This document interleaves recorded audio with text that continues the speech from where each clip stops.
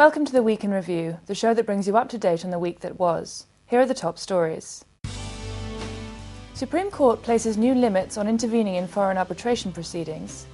CBI raids offices of 5 companies that got rights to coal blocks. And Anil Ambani lays down a revival plan for Reliance Communications.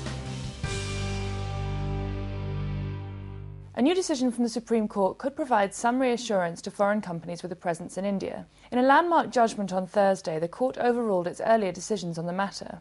As per the judgment, individuals and organisations cannot get interim relief from Indian courts for an arbitration case that's going on overseas. It effectively removes the uncertainties that entered the 1996 Arbitration and Conciliation Act. Moving on, the CAG may have sparked the controversy over coal block allocations with its reports, but the Central Bureau of Investigation is conducting a crackdown of its own.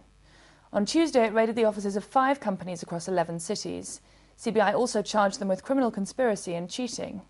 The companies in question are Vinny Iron and Steel Udyog, Nav Bharat Power, JAS Infrastructure Capital, JLD Yavatmal Energy, and AMR Iron and Steel.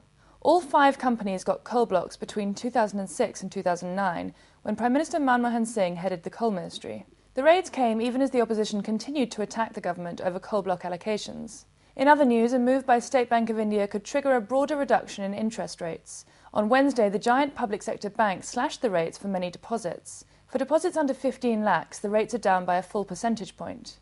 Deposits of this kind that mature between 241 days and a full year will return just 6.5%. The previous rate was 7.5%. Similar maturities worth more than 15 lakhs will now yield 7.5%. That's from an earlier level of 8%. Any cut in deposit rates usually translates into reductions in lending rates as well, because the cost of the money for banks goes down. Anil Ambani has stressed the need for his company Reliance Communications to reduce its debt. He was speaking at the RCom's annual general meeting in Mumbai on Tuesday.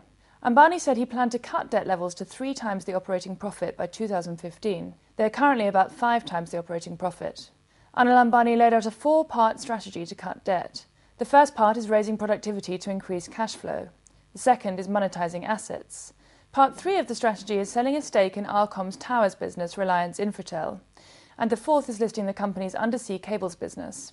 Government-owned insurance giant LIC is looking to embark on an ambitious drive to provide life cover to all Indians. Mint has learned that LIC is preparing to greatly expand its sales force to meet this target. It will also strike agreements with banks as part of the programme. LIC's plan is due to be completed in about 2 months, after which it will go to the company's board for approval. The plan could end up costing about 2 trillion rupees. LIC currently has 13 trillion rupees worth of assets. And here are some stories in brief. New figures show manufacturing growth in India has fallen to a 9-month low. The HSBC Market Purchasing Managers Index dipped to 52.8 in August. In July it was at 52.9. This is the lowest level the index has reached since November.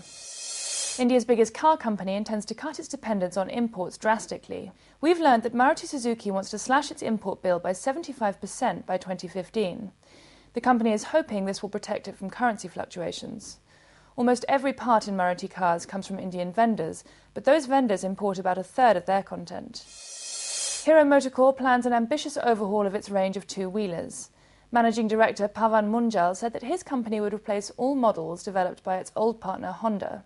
Munjal said Hero would work with new technology partners to replace all old lines in the next 3 years. And finally, Finance Minister P. Chidambaram has indicated he may wait for the Partha-Sarthi Shom Committee's proposals before making fresh tax claims on Vodafone. Chidambaram said the assessing officer would not act rashly and that he would review all facts before making a tax demand.